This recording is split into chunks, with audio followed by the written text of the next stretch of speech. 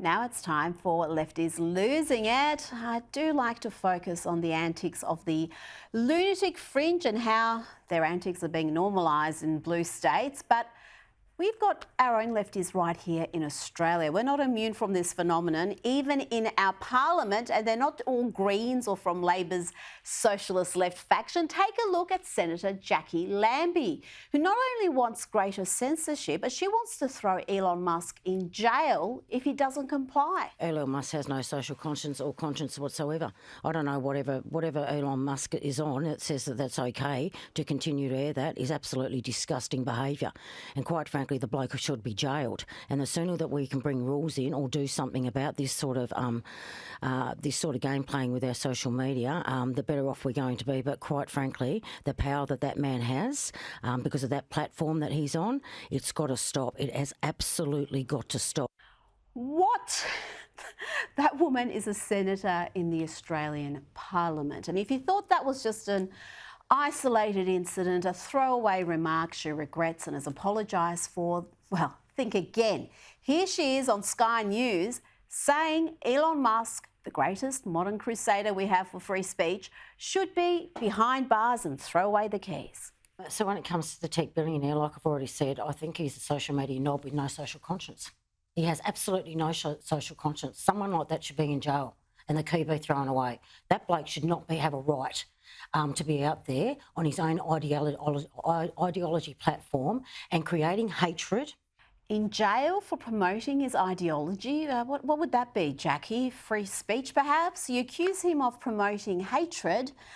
I'd argue politicians like you promote and inspire far more hatred than the man who's copying unhinged hatred for spending billions of his own money to promote free expression. But we really shouldn't be surprised by Tasmanian Senator Jackie Lambie. She has form as a lefty losing it. This bill says that the freedom of unvaccinated is more important than the freedom of the vaccinated. Really? It says that 9 in 10 Australian adults who have gone out and got the jab don't get a choice themselves. That we don't have a choice to keep COVID out of our work sites, our aged care homes, our pubs, our cafes, our houses, away from our kids. It says some people should be allowed to make consequence-free decisions, that some people should be able to yell fire in a crowded room and get away with it scot-free. I don't think so. Not on my watch. Here's the thing, being held accountable for your own actions isn't called discrimination. It's called being, you wouldn't believe it, a goddamn bloody adult. That's right as being an adult. Yes, she's a senator in the Australian Parliament. Apparently, if you don't support mandated COVID jabs, you're not an adult. That's what that meltdown was about. It was all in reaction to One Nation, which had introduced a bill intended to end coronavirus vaccine mandates. But the Tasmanian wasn't done yet. When this lefty loses it, she really loses it. We don't have lockdowns and border restrictions because state premiers love discrimination. That's rubbish. We have them because state premiers don't want people dying, because they don't want to be playing Russian roulette with their own people's lives. That's why they're doing it. That is why they're doing it. One Nation is the champion for the right for unvaccinated, COVID-carrying mainlanders to come to Tasmania and create an outbreak. I don't think so. I don't think so. It's not going to happen under my watch, and I doubt very much if it's going to happen under Premier Gutwin's watch. Yes, those crippling, illiberal, unscientific lockdowns and border closures that stopped Australians crossing state borders even was all about keeping us safe. I hope you're all grateful, and it worked so beautifully, except, for all the excess deaths we're seeing, all the mental health harms, the economic mayhem. It was all worth it. Let's go back to that epic rant here. Jackie wants you to know she really, really cares about your safety. And we need to do everything we possibly can to keep ourselves safe, our kids safe, our grandchildren safe, and our friends and family. That's what we need to do. Sometimes sacrifices have to be made. Sometimes sacrifices have to be made, and now Jackie wants you to sacrifice your free speech to keep us safe. She wants to sacrifice your ability to know and see what is happening. Thanks a lot, Tasmania. We're being mocked around the world thanks to that woman. This week she has declared that she's leaving X. What a brave heroine she is. She's leading by example. But I say this to everybody else. I'll be switching off X today. I'll be doing that before I get to the airport this afternoon. And I suggest that the other 227 members of parliament do the same thing and show them that you mean business. Because when you want to lead by example, it has to happen from here. It has to happen from here. So start switching off X. Start throwing it back at him. We've got to start from here. The delusion there is stunning. Let's check in now with those anti-Israeli protests at Columbia University. The youngest and brightest are expressing their angst at what they claim is a genocide through silent dance.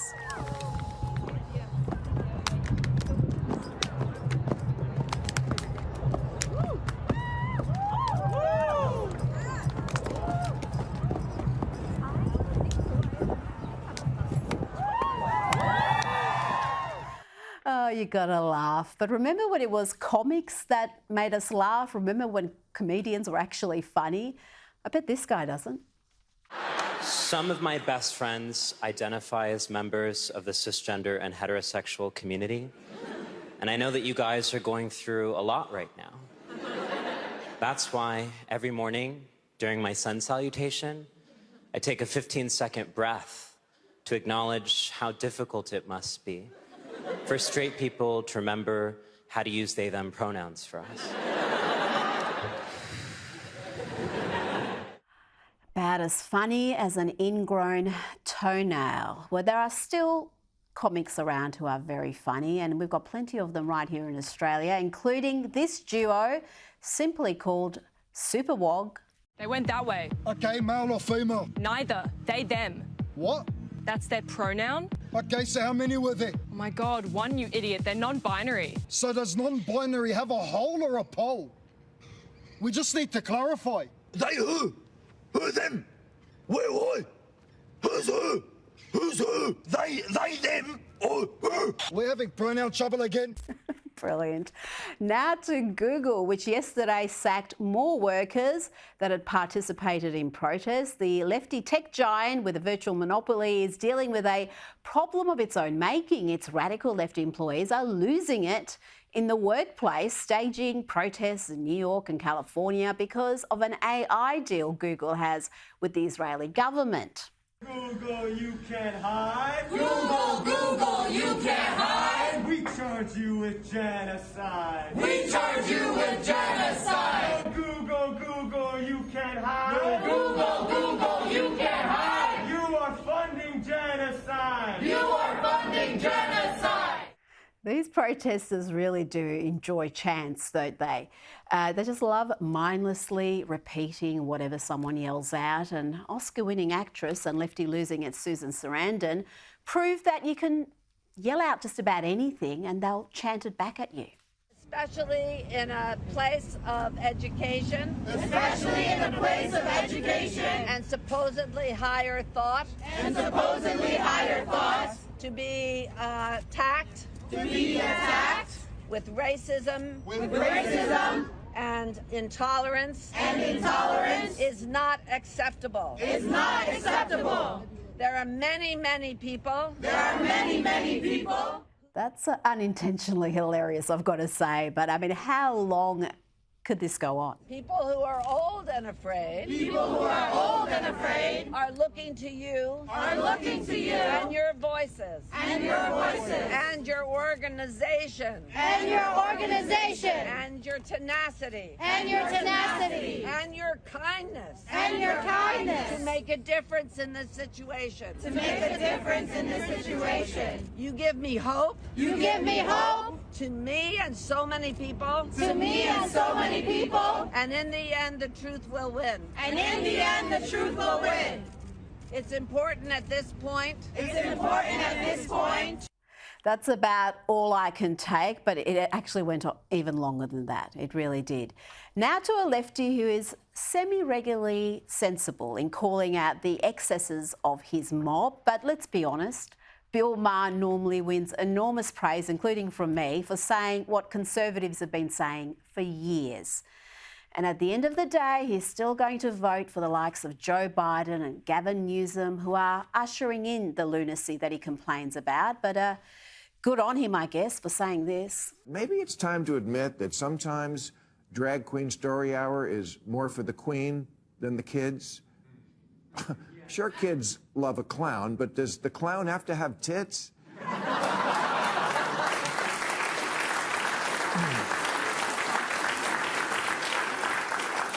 And when I see a 5-year-old tipping at a bar under a sign that says it's not going to lick itself, do I have to pretend that's cool in order to keep my liberal ID card? Sorry, I can't do that. If you want kids to be more tolerant, why not have handicapped people read them stories? Kids are more likely to encounter disabled people than drag queens in life. Bill, bless you, but how can you support the biggest supporters of this ideology? It's one thing to be batshit crazy, but you know better, and you still support Biden and Newsom and so many others like them. Here's more lefties losing it, this time on a plane. Democrat New York Mayor Eric Adams was harassed on a plane by an enraged pro-Palestinian supporter. Are you Eric Adams? Yeah, you! You support the genocide in Palestine. There are homeless people all over New York. You're always partying. You don't actually care about the citizens of New York. Why are you even in Miami? You know there are people being arrested there. People are homeless in New York. People cannot afford food. You keep cutting the education budget so you can fund the police. That's all you care about, funding the police. Everything is underfunded because of you. Even the other passengers are fed up with this crap. That woman was told by the others to keep walking. You can understand why the mayor wants to escape to Florida. His city has become the epicentre of violent anti-Semitic protests, with the privileged kids and academics taking over Columbia University. Joining me now is freelance commentator and writer of the newsletter Holden Court, Drew Holden. Drew, Mayor Adams has repeatedly condemned the lawlessness and violence of these protests, but it must be said, these are his people. They're not wearing MAGA hats. They're not Republicans. This is his mob. That's right, Rita. You know, unfortunately, it seems kind of lost on him that these are his voters, right? These are the people who put him into office. And they're complaining about many of the same things, you know, maybe certainly not the Israel-Gaza stuff and some of the specifics, but the funding issues that Mayor Adams was supposed to come in and address, right? And so the fact that he doesn't seem to recognize that these aren't some disaffected other party, these are his people, and they're really mad at him, is a little bit mind-boggling. And these ugly protests at Columbia University, they've been going on for some time. They're still going. We've got members of the faculty joining hundreds of these protesters. Some of the faculty are even forming protective circles around the students to prevent police officers from reaching them and arresting them. Meanwhile, we've got an academic, Drew, who is Jewish and has condemned the anti-Semitism on campus, and he had his staff ID card deactivated for his own safety, of course. Over here, we got the COO of Columbia University, Mr. Cass Hallway. Wait, no! They have deactivated my card. They are not letting me on campus. Drew, Jewish students have copped terrible abuse. We've seen so much footage circulating of some of that abuse, thankfully, because X is a free platform where people can actually see what is happening. And we must note, Columbia isn't just any university, it's an Ivy League college. Tuition is around $66,000 US a year. That's more than 100,000 Australian dollars. And this is the sort of students they're turning out. These are the sort of academics, not that last gentleman, but the ones who have joined in this violent anti-Semitic protest. That's right. I mean, these are the future leaders of America, unfortunately, in many cases, right? This is one of the elite credentialing institutions across the country, across all sorts of things. I mean, Columbia, and one of the things I was thinking about is Columbia is also a big teachers college, right? It's one of the top ones in the city of New York. These are going to be these are people who aren't just going to go on and lead important potentially lives. They're going to be working in the trenches with everyday people, with American children, right, and nonprofits across New York City. These are the next generation of a really esteemed class of well-sung, well credentialed, well resumed people, and that's really horrifying to think what they're going to do when they move on from this. These protesters are running amok in New York, Drew. Even actor Alec Baldwin has been impacted. He's normally a fairly mouthy Democrat, but that hasn't stopped him copping abuse from these protesters. One of them, who calls herself Crackhead Barney, confronted Alec in a New York coffee shop, demanded he declare his support for Palestine, and it didn't end well. You kill that lady and got no jail time? No jail time, Alec? No jail time, Alec. You're putting innocent people in jail, Alec Baldwin. I'm so sorry. Free Palestine, Alec, just one time, and I'll leave you alone. I'll leave you alone, I swear. Just say free Palestine one time. One time. One time. Call the police. One time, Alec. You know he's a criminal. You know he's a criminal. Come on, Alec, just say free Palestine one time. One time, just one time, please, and I'll leave you alone. Free Palestine. Israel, Zionism. Please say it. One time. Could you do me one quick favor? Drew, I didn't think I'd be sticking up for Alec Baldwin, but here we are. No one can blame him for smacking the phone out of that woman's hand. Yeah, I mean, Rita, I think one of the things that really kind of just befuddles me on all of this is all of these protesters, so many of these protesters, it's like everything else in life they expect to be shut down so that they can be heard and so that people can listen to them. And it's the entitlement of so many of these people, right? And you see it on the university campuses. You see it in climate protesters across the United States when they're blocking highways, right? You've got traffic and vehicles trying to get through. The idea that somehow the things that are so important to these individuals have to dictate the way everyone else lives their life at every moment is crazy to me. I really can't understand it. And I think these protests have been somewhat of a reality check for some of these leftists. I think they're realising now these are the very activists that they have emboldened and perhaps sometimes even stood with when they were protesting with BLM, when they were protesting for greater climate change policies. It's the same mob. You don't have to look too far to see signs of that. Now, let's talk about President Joe Biden. He continues to make all sorts of interesting and often false claims. Last week, we brought you the uncle who was supposedly consumed by a cannibal in New Guinea, and that story was debunked in about 30 seconds. This time he's making claims about driving an 18-wheeler. Besides, I used to drive an 18-wheeler. You know what I did? That's exactly right.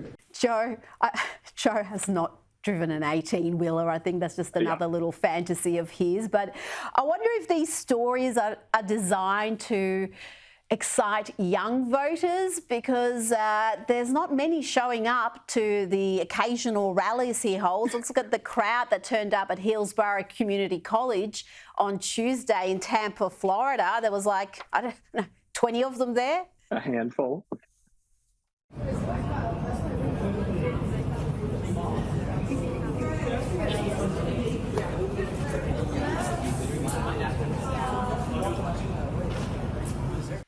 It's a massive crowd right there, and the polls are showing, Drew, that Joe Biden is losing support amongst groups that he would expect to be backing the Democrats: Hispanic voters, Asian voters, increasingly young people too. What's behind that phenomenon?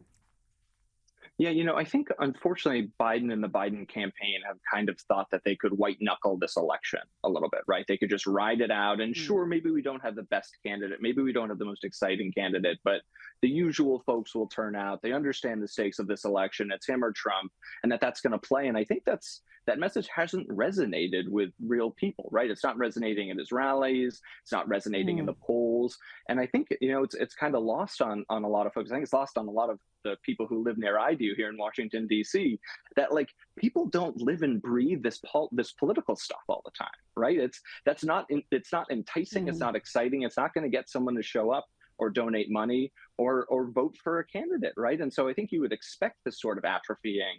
But it's interesting because the Biden campaign doesn't seem to think that that's the case. They've almost got this entitlement about the sorts of voters who are going to show up and vote for their candidate, even if he's got all of these problems. And I mean, the last point you made about his maybe his memory or some of his cognitive function, I think that's the sort of thing that also scares away voters.